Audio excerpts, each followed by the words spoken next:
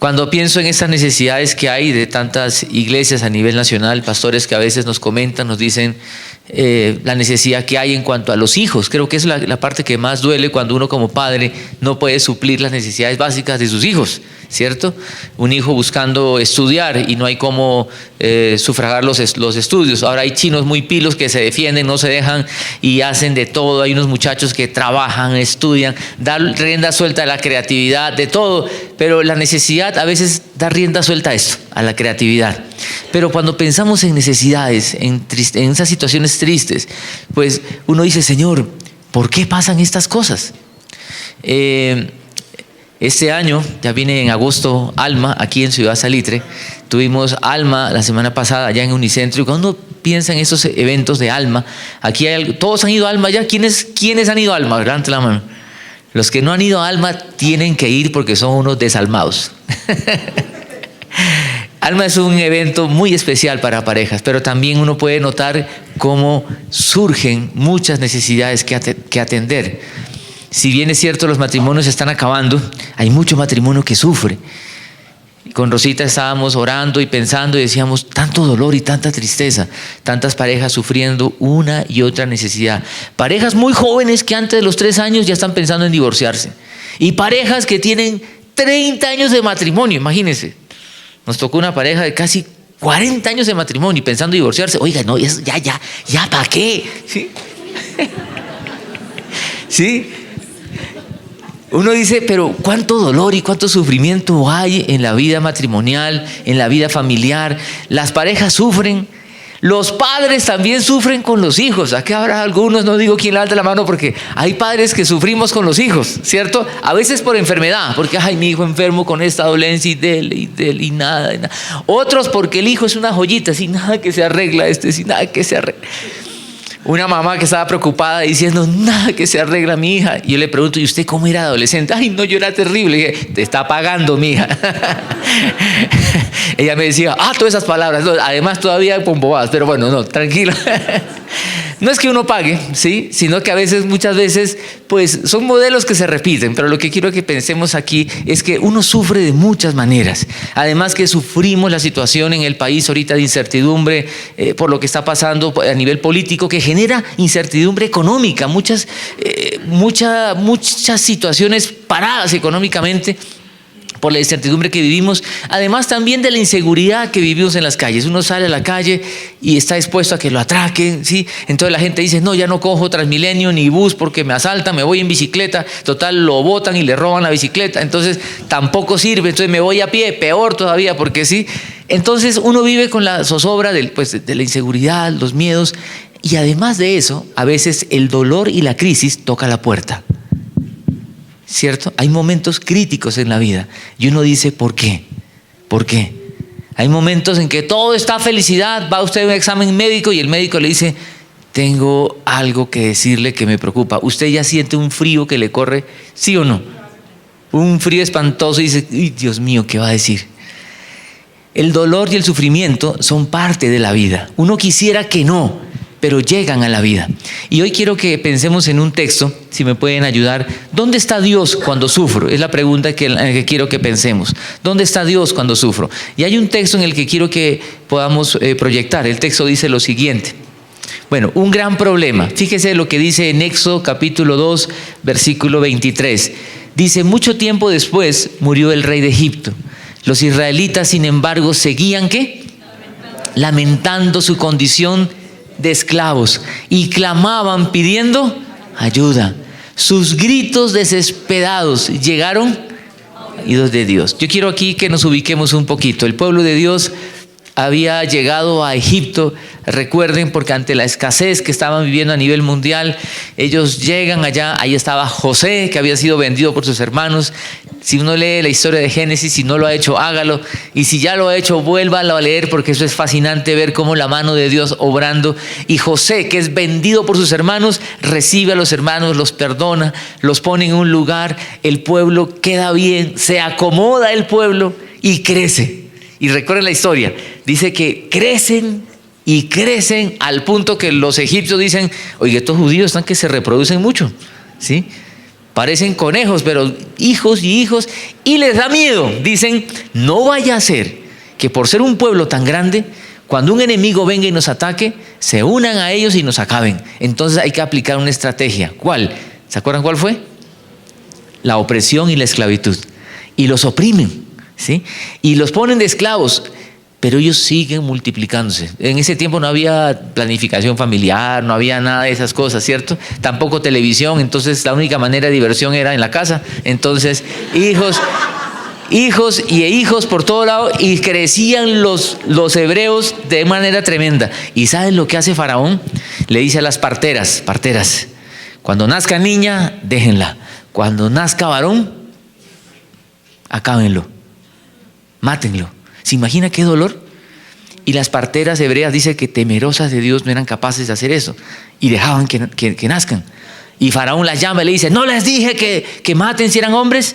Y ellas dicen, mira, las parteras, las mujeres hebreas son tan vigorosas, tan fuertes, que cuando uno ya llega a atenderlas, no, ya tienen el bebé en los brazos. Y Faraón se queda bravo, pero no las mandó a matar. Dice la Biblia que Dios las protegió. Y ellas siguen naciendo chinos y se sigue multiplicando ese pueblo. Y Faraón dice, a los que nazcan hombres, tírenlos al río. ¿Se imagina qué cosa tan horrorosa? Traten, por favor, uno lee eso y dice, pues qué tristeza. Pero si eso fuera, imagínense nosotros estar allí. ¿No les parecería espantoso? Mi esposa está embarazada y ahí no había ecografía 6 meses antes para saber si era hombre o mujer. Eso había que esperar hasta que naciera. Y cuando naciera, a ver, ¿qué es? ¿Hombre o mujer? ¿Y si es hombre, para el río? ¿No les parece una cosa cruel? Y dice la Biblia, en Éxodo capítulo 2, que un hombre se casa con una mujer de su pueblo, tienen un niño, ven que es varón, y ¿sabe lo que hace la mamá? Uno lee eso y se pone, es de verdad desgarrador. Coge una canastica, le echa brea para que no le entre agua, pone al niño ahí y lo pone en el río, no lo tira al río, como decía Faraón, no lo pone en la canastica, ahí entre unos juncos como para que no se lo lleve la corriente y lo deja ahí. Y se va. ¿Usted como madre podría hacer eso? ¿Desgarrador o no? No, yo recuerdo cuando me dieron a mi hija, por ejemplo, a Pati, así, pedacito de ser humano, ¿sí? Que luego nos torturaría por muchas noches sin dormir. Y yo cogía, cuando estaba Rosita ahí, entró, porque fue por cesárea, yo afuera dando vueltas, así como las películas, dando vueltas, y la cogí y lloré de la emoción. Y yo me pongo a pensar, que luego me digan, póngale una canastica y póngale al río. No, uno se hace matar, ¿o no? ¡Qué corazón! La mamá dijo, vea, no hay más que hacer, lo van a matar. Lo pone allí y se va. Y la hermana dice que se queda de lejos mirando. No de chismosa, por favor, no era mujer, pero no chismosa, simplemente mirando a ver qué pasa con el niño, ¿sí? Y en eso dice que baja, ¿se acuerdan quién baja? La hija de Faraón. Vea qué coincidencia, ¿cierto? Baja la hija de Faraón, ve al niño, manda a traer al niño. ¿Y ese niño qué? Debe ser de las hebreas. Y se acerca la que estaba mirando y dice, lo voy a criar, ¿quiere que le consiga una nodriza? Bueno, y va y llama a la mamá, oiga, venga para acá, que la hija de Faraón quiere que le cuiden al niño. ¿Se imagina qué dicha la mamá? Oiga, cuando uno se mete en la historia, eso es para llorar. Que la mamá llegue y le diga, y la hija de Faraón, me cuida este niño como si fuera su hijo. ¿Usted qué diría? Sí, claro, sí. Yo creo que esa mujer lloró a cántaros, ¿sí? Ese río creo que subió el caudal con el llanto de esa mujer, de la alegría y la emoción. ¿Usted no puede ver el obrar de Dios milagroso allí? Qué belleza, uno dice, Dios obrando en medio de una situación dolorosa, espantosa y trágica. Y en medio de esa situación dolorosa es que ese niño es Moisés, ¿cierto? Y lo cuidan y la historia sigue y sigue el relato, pero quiero que piensen esto, ¿por qué? Porque en medio de tanto dolor y de tanta tragedia, y el texto dice, mucho tiempo después muere el rey de Egipto. Ya había muerto el rey que conocía a José. Este rey de turno muere, dice, los israelitas, sin embargo, seguían lamentando su condición. Y yo quiero resaltar algunas expresiones aquí. Vean por favor en la siguiente, quiero que vean aquí lo siguiente. Lamentando, dice, Otra traducción, gimiendo. Es decir, el dolor que el pueblo tenía era muy grande, era muy tenaz. Ellos estaban sufriendo la opresión, o sea, la esclavitud, y no solamente eso, sino que le maten los hijos. ¿Se imagina eso? Ahora, yo sé que usted dice, sí, lo ve como, pero cuando el dolor toca nuestra vida, ¿qué pensamos? ¿Cierto? Ahí sí decimos, Señor, lo sentimos, exactamente. Ahí sí, esa gente lamentaba y gemía su condición. Dice algo más, dice, clamaban. La expresión es muy fuerte, ese clamar dicen que es el grito de un animal cuando lo matan, ¿sí? Por eso que una traducción más literal sería, chillaron pidiendo ayuda. O sea, era un grito desgarrador que sale de lo profundo del corazón. ¿Dónde uno escucha esos llantos desgarradores? Muchas veces en los cementerios, ¿cierto? Hay dolores profundos en el alma. Yo no sé si usted alguna vez ha vivido una situación así, que ha llegado un momento desgarrador, que de lo profundo del corazón usted comienza hasta a llorar con un dolor muy grande. Esta gente clamaba, dice que sus gritos desesperados llegaron ¿a qué? A oídos de Dios. Y aquí quiero que piense en algo. Las injusticias llegan a los oídos de Dios. Dios no es sordo a las injusticias humanas. Nosotros pensamos a veces que no, Dios se olvidó. ¿Se acuerdan cuando Caín mató a Abel? Dice, la sangre de tu hermano clama a mí desde la tierra. ¿Qué significa eso? Las injusticias, no es que Dios se hace de la vista gorda ante las injusticias. El dolor y la injusticia no es ajeno al Señor. Pero dice que sus gritos desesperados llegaron a oídos de Dios. Lo que quiero que pensemos aquí es en un gran problema que se está presentando aquí, ¿sí? ¿Por qué Dios permite estas situaciones? ¿Por qué? Si ese era pueblo de Dios, ¿por qué Dios permitió eso? Nosotros en nuestra imaginación pensaríamos así como las parteras, Dios las protegió. ¿Por qué no cuando Faraón estaba o sus soldados tirando un niño al río? Yo imaginaría como las películas, tiran al niño y el bebé en el río comienza así y se levanta y regresa a los brazos de la madre. ¿Dios podía haber hecho eso o no? Sí, claro, ¿o no? Dios puede haber hecho muchas cosas, pero uno se pregunta, Dios mío, ¿por qué? ¿Usted no se pregunta eso también cuando llega un momento difícil? ¿Por qué Dios permite estas situaciones? ¿Qué propósito tenía el sufrimiento del pueblo en el cumplimiento de la promesa de Dios? Dios, recuerden, había prometido a este pueblo que iban a llegar ¿a dónde? A la tierra prometida. A Abraham, cuando escoge Dios a Abraham, le dice a Abraham, te haré padre de una multitud y te daré una tierra y te daré las naciones, dice, padre de multitudes. Pero en la historia de la salvación, ¿por qué tiene que haber una situación como esta? Y nos preguntamos, ¿será que Dios se olvidó de mí? ¿Alguna vez nos hemos hecho esa pregunta? Si somos honestos, sí. Decimos, Señor, ¿será que yo no soy tu hijo, soy hijastro o qué? Y lo peor cuando vemos que a otro sí le va bien materialmente. ¿Sí? Usted trabaja, tiene un negocio, no le va bien. El otro tiene el mismo negocio y le va bien. ¿Y usted qué dice? Señor, ¿por qué? ¿Cierto? Una soltera que se quiere casar y está orando por un esposo y otra que no es tan bonita como ella se casa. Señor, ¿por qué la fea se casa y yo no? ¿Sí? Siempre uno está pensando como quejándose. ¿Sí se ha puesto a pensar? Los hijos del otro son brillantes, inteligentes. Mis hijos no, salieron medio tapados. Yo prefiero que se ría que se duerma, pero lo que quiero que piense es que muchas veces decimos eso, ¿será que Dios se olvidó de mí? Porque en el fondo también somos envidiosos, ¿sí? Usted se entera que alguien está estrenando carro nuevo y usted se monta en su carro viejo 10 años, 15 años, ¿sí? ¿Será que Dios se olvidó de mí? ¿Será que Dios se ha olvidado de mí? O también decimos esta otra pregunta, ¿qué mal estoy pagando? ¿Lo ha escuchado? Lo hemos dicho de pronto, ¿saben? Y detrás de esa frase hay toda una creencia equivocada. La creencia que Dios va a premiar al que hace cosas buenas y que Dios va a castigar al que hace cosas malas. Y la vida de fe no es así. La salvación no es por obras, es gracia de Dios. Una vez una persona en la iglesia que contaba, no en esa, pero contaba que ella abría y cerraba la iglesia. Ay, cerré la iglesia como a las 10:30 de la noche porque hubo reunión. Al día siguiente llegué a las 7 de la mañana para abrir porque había oración. Y Rosita le dice, oiga, tranquila, ¿usted sabe que la salvación no es por obras?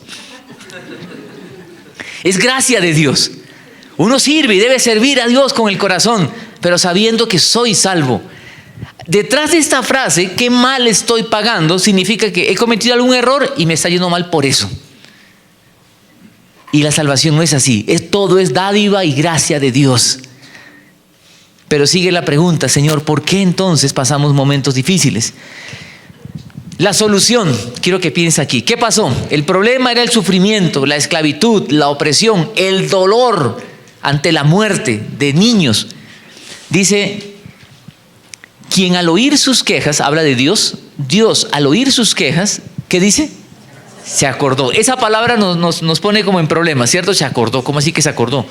Del pacto que había hecho con Abraham, Isaac y Jacob. Fue así como Dios se fijó en los israelitas y ¿qué?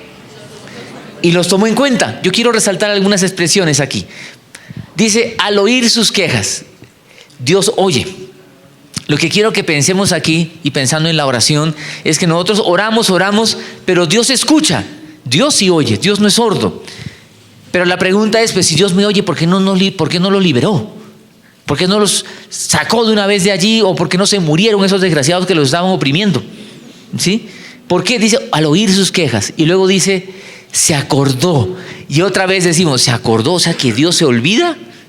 Escúcheme bien, eso de que se acordó y al oír son lo que en la Biblia uno va a encontrar muchas veces y los teólogos llaman antropomorfismos. ¿Qué significa esto? Antropos de hombre y morfos de formas de hombre, formas humanas. Antropomorfismos son formas de expresar para que nosotros nos demos cuenta, porque Dios no tiene ojos, ni tiene oídos, ni tiene memoria. No, Dios es espíritu. Tiene intelecto, voluntad, sentimientos, pero no es que Dios, cuando dice la mano de Dios es para que nosotros entendamos que Dios está como poniendo sobre nosotros su voluntad, su deseo, los ojos de Dios que Él está percibiendo, pero no es que Dios tenga ojos así como nosotros. ¿Sí me explico? Son formas, es como lo que usted hace con un niño cuando le quiere explicar algo y usted le dice al niño, ¿cómo es? El niño, ¿no ha escuchado cuando un niño pregunta, papá, por qué el güey habla? ¿Sí? Y te dice por dónde hay que voltear, ¿usted qué le dice? No, papá, esos son ¿qué? ¿Qué le dice? Son satélites y algoritmos que no sé, le explica toda la parte tecnológica. Uno le dice muy sencillo, no, eso es una aplicación, usted busca las palabras sencillas. Sí, yo me acuerdo mi hijo una vez que me pidió, estaba chiquitico, dijo, papá, quiero helado. Le dije, papá, no tengo plata ahorita. Papá, ahí hay un cajero, tú siempre sacas plata de ahí. ¿Cómo usted le explica que tampoco hay plata ahí? Uno busca palabras sencillas para explicar. Aquí lo que está buscando el texto es hacernos ver que Dios no es que se olvide, que tenga una mala memoria. Lo que está diciendo es que hay un pacto que está vigente y que Dios lo tomó en cuenta en ese momento. Por eso expresiones como Dios se fijó, que ve a los israelitas. Lo que Dios espera de nosotros cuando estamos pasando un momento de crisis, de dificultad, es que hagamos lo que ellos hicieron, clamar, buscar al Señor con toda el alma. Dice, los tomó en cuenta. Y luego quiero resaltar algo muy importante ahí que llama la atención cuando usted compara traducciones de la Biblia. Yo quiero animarle, cuando usted lea la Biblia, compare traducciones para poder ver la riqueza al comparar, porque en el original, está escrito en hebreo, usted va a poder ver que en las traducciones se pierde muchas veces la fuerza de la expresión. Dice, los tomó en cuenta. Otra traducción va a decir que llegó el momento de actuar. Si usted ve la traducción viviente, dice, Dios, dice así, llegó el momento de actuar. Y se la voy a leer, porque la nueva traducción viviente hace una claridad. Dice lo siguiente, dice, llegó el momento de actuar, y hace una nota al pie de página. Cuando usted encuentre esas noticas, es bueno que las mire. Y dice lo siguiente, y supo que había llegado el momento de actuar, o reconoció su obligación de ayudarlos. Fíjese eso. Reconoció su obligación de ayudarlos. Dios se involucra en la situación, esa es la idea. Vale decir, Dios no se queda quieto, actúa, se involucra en favor de su pueblo. Lo que quiero que pensemos en esta mañana, no sé si usted está pasando un momento de dolor o no, pero los momentos difíciles de la vida, cuando uno clama al Señor, dice que Él se involucra, toma parte, se mete con nosotros. Y me encanta esa expresión, la palabra, se involucra en favor de su pueblo. O sea, Dios no es que se olvidó. Y había un pacto que decía desde el tiempo de Abraham cómo Dios iba a bendecir a esta generación. Pero vuelve la pregunta, ¿por qué Dios entonces permitió esto? ¿Por qué Dios? ¿Dónde está Dios en medio de mi dolor y de mi sufrimiento? Yo quiero que pensemos ahora en 3 principios para la vida de esta historia. El primer principio que quiero resaltar es: lo que nos sucede en la vida no es ajeno al plan de Dios. Todos esos momentos difíciles que nos ha tocado vivir, cuando miro hacia atrás y pienso en los momentos difíciles de la vida, todo eso en la vida no es ajeno al plan de Dios. No es que Dios se olvidó. Y escúcheme con atención, cuando uno mira hacia atrás, hay gente que mira hacia atrás y mira el pasado con frustración y dice: si yo hubiera, si yo hubiera, si yo hubiera. ¿Le ha pasado? Y hay gente que piensa hasta cosas muy tenaces. Si yo me hubiera casado con otro, de verdad, si yo no hubiera tomado esta decisión, si yo no hubiera comprado esa casa, si yo no hubiera vendido el carro, etcétera, etcétera, etcétera, si yo no hubiera. Y mira el pasado y lo que produce es amargura, porque piensa: si yo pudiera retroceder el tiempo y cambiar de decisiones. ¿Sabe qué? La idea es mirar hacia atrás y pensar más bien cómo Dios ha ido cumpliendo su plan conmigo, y el corazón se llena de gratitud. Gracias, Dios, porque en todos esos momentos difíciles, ninguno de ellos fue ajeno a tu plan. Lo segundo que quiero que piense es que Dios nos sacude de nuestra comodidad para hacernos avanzar en la vida hacia sus planes. ¿Sabe qué pasaba con el pueblo? Ya estaba instalado en Egipto, le estaba yendo, entre comillas, bien, porque ahí había comida, estaban creciendo, todo estaba bien. Y eso me hace pensar que cuando nosotros nos sentimos bien, el Señor nos desacomoda. Y quiero que piensen en algo serio. No espere que Dios lo desacomode, desacomódese usted, pensando en todo lo que al Señor le inquieta. Al Señor le inquieta ver que la gente está sufriendo, que los matrimonios se acaban, que los muchachos sufren, que los muchachos, estos millennials, ahora se habla, por ejemplo, y esto de bullying. Toda la vida ha habido bullying. A mí me han hecho bullying desde que estaba, sí, no puedo decir chiquito porque siempre soy chiquito, pero en los colegios se burlan del chiquito, del alto, del gordo, del flaco, del de gafas, ¿sí o no? Y allá en el Perú peor, esos peruanos son terribles. Si un muchacho puede subsistir es porque tiene una identidad muy firme, si no lo acaban. Pero lo que quiero decir es, el bullying ha existido siempre. ¿Sabe qué pasa ahora? Y los que estudian esta generación de los millennials y centennials hablan de lo incapaces que son esta nueva generación de enfrentar la frustración. No son capaces de enfrentar la frustración. Le dicen feo, ay, me dijeron feo, ¿sí? No son capaces. Puso algo en el Face que a él le pareció espectacular y solo tuvo 2 likes. Ay, solo tuve 2 likes. Se deprimió. No es capaz de enfrentar la vida porque todo le afecta y todo le hace sufrir. Yo no lo digo yo, lo dicen los que estudian esta generación. Y por eso tanto suicidio también y tanto chino que se mata. No es capaz de enfrentar la vida. Tanto dolor y tanto sufrimiento. A Dios le duele que la gente se quite la vida. A Dios le duele que los matrimonios se acaben. Pero como iglesia nosotros debemos ser parte de todo eso. Y mirar hacia atrás y ver como iglesia como iglesia también hemos vivido momentos muy difíciles. Yo miro hacia atrás y digo: Señor, gracias porque todo eso fue parte de tu plan. Pero también nos sirvió para desacomodarnos y comenzar a pensar que yo tengo que pensar en lo que Dios quiere que piense. Este pueblo había sido llamado a poseer una tierra y estaba cómodo en Egipto. Es decir, perdió el foco. No estaba yendo hacia donde Dios quería que fueran. Se estaba quedando ahí. ¿Y Dios qué hizo? Tenga, ¿no les parece tenaz? Por eso es que a veces pienso, vea, los momentos difíciles en la vida son parte del proceso pedagógico de Dios con nosotros.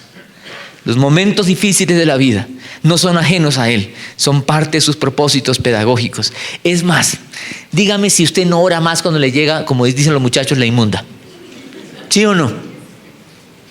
No espere que le llegue la inmunda para orar, oremos ya. No espere chillar delante de Dios ante una situación difícil, hagámoslo ya. Señor, te pido por Colombia. Usted ha orado por Colombia así de rodillas hasta las lágrimas en la privacidad de su habitación, no en público, sí, como los fariseos. Señor, te pido por Colombia.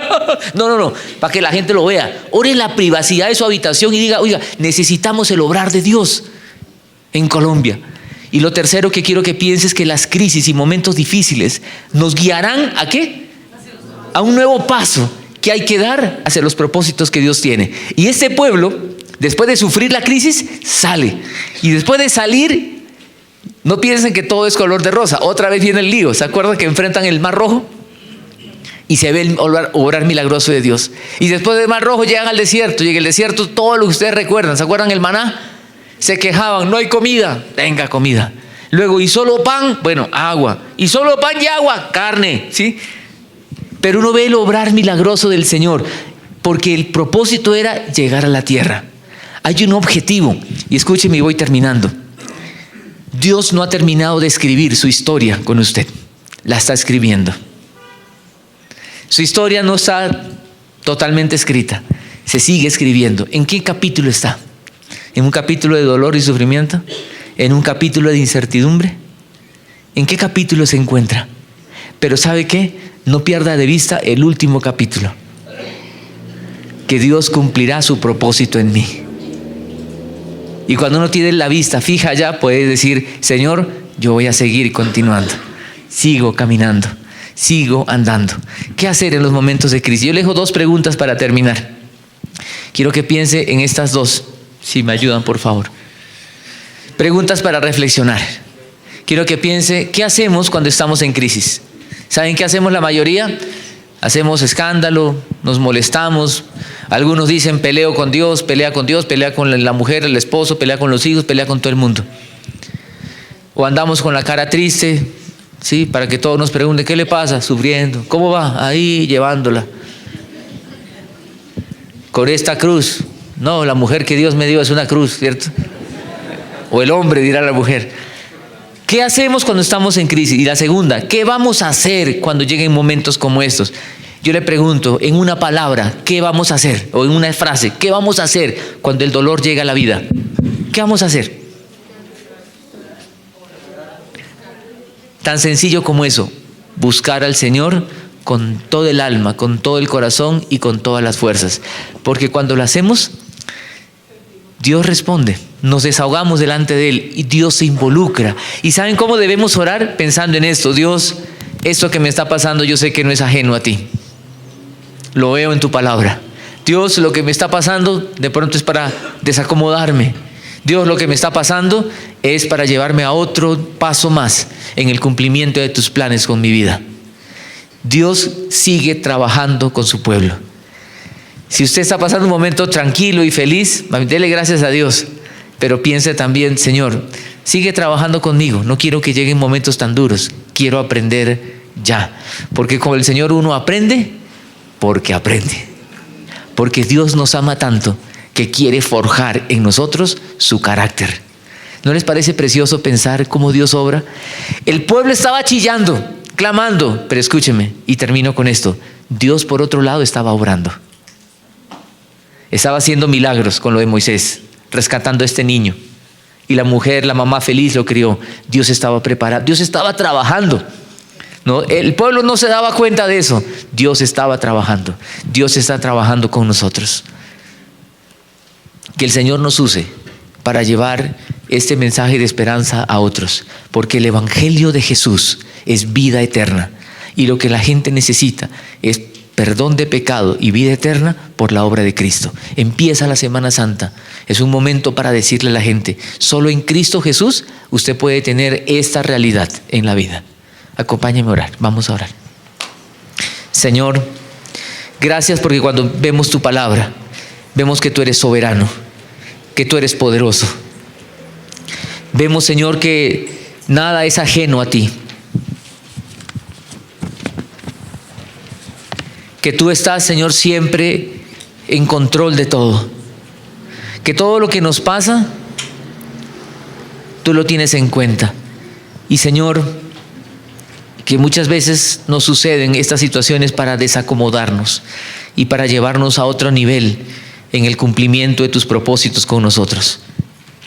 Perdónanos, Señor, por las veces que nos quejamos. Perdónanos, Señor, por las veces que reclamamos, diciéndote si yo te he sido fiel, si yo te sirvo, si yo te amo, ¿por qué me pasan estas cosas? Señor, en lugar de eso queremos decir, Señor, cumple tu propósito en mí. Sigue obrando en nosotros. Porque tú, Señor, Eres el que ha comenzado la buena obra y la terminarás en Cristo Jesús. Queremos vivir contigo, Señor. Queremos vivir cerca de ti. Queremos vivir limpios de todo pecado. Queremos que la obra del Evangelio de que Jesús sea real en cada uno de nosotros. Obra, Señor.